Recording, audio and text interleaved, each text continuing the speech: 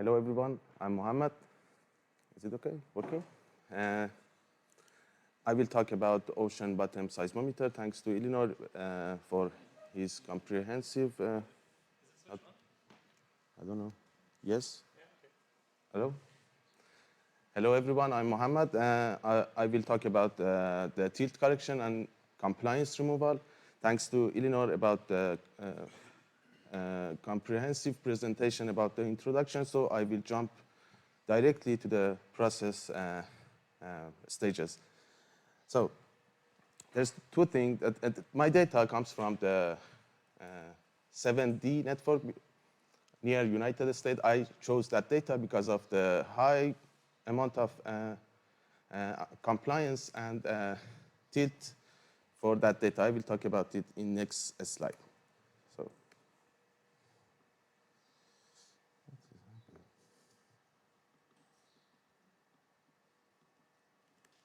Okay.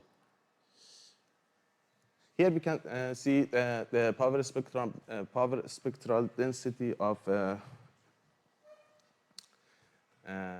data for three different components: H1, H2, and Z channel. The frequency content is less than 1 Hertz.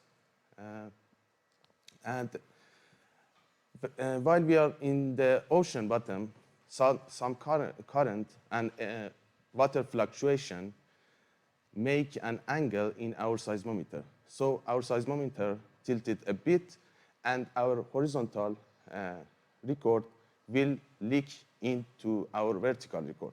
First of all, we have to get rid of that horizontal movement that is shown here. These two leak into this one.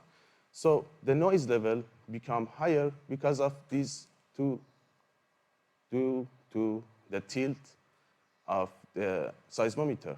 So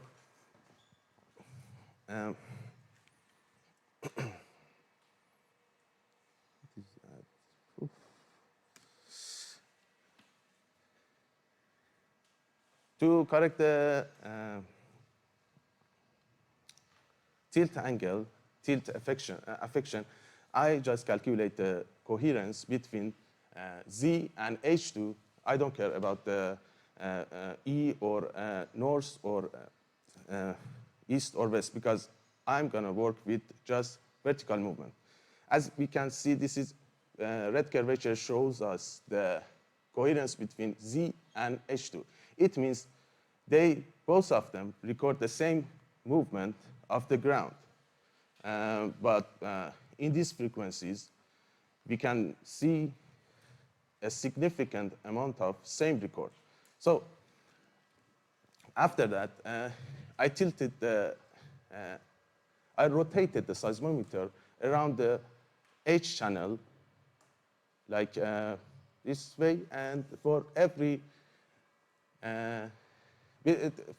between -2 degrees to 2 degrees with a step of 0.01 degree. And every time I calculated the coherence between new Z and new H2 channel, and plot it like this way, and choose the angle that minimizes the variance of coherence between Z and H2.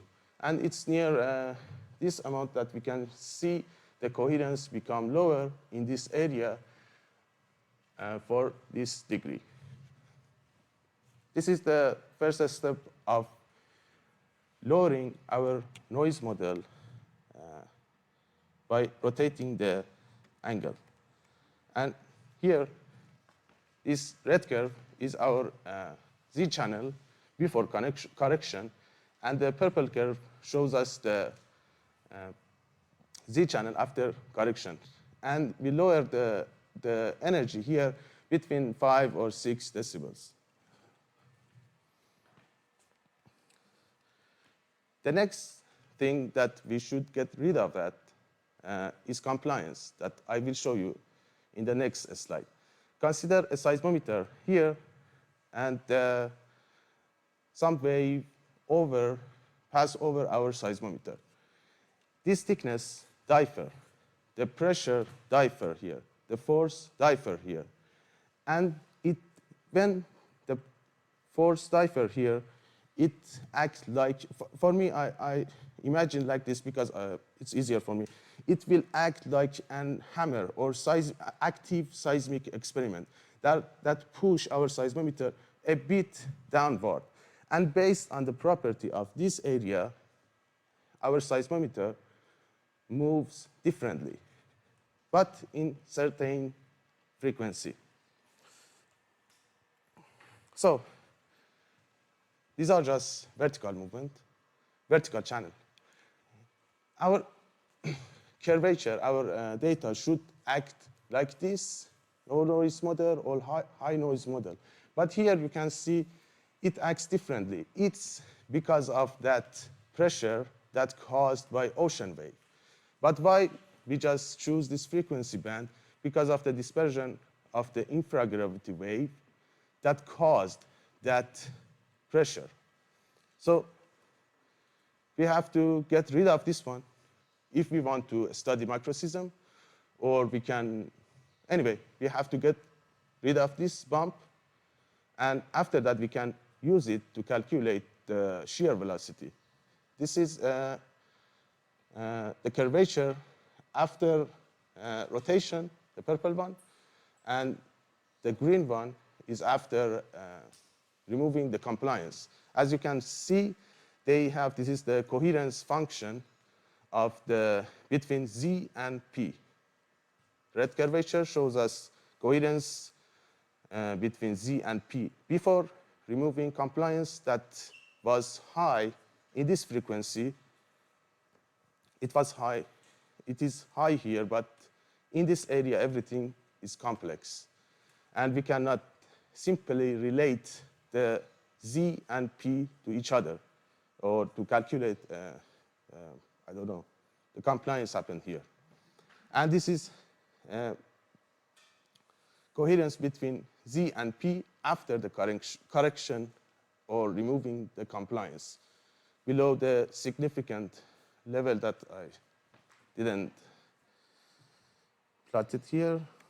And this is after removing that, we can use that data for other purposes.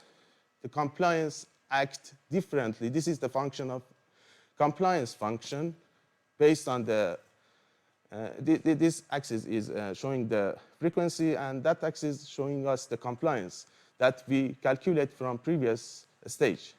And it shows us a different way that compliance act based on the property of the Earth. I just plot another figure that shows us for different shear velocity. This is forward modeling. This is synthetic data, and this is compliance corresponding to the data.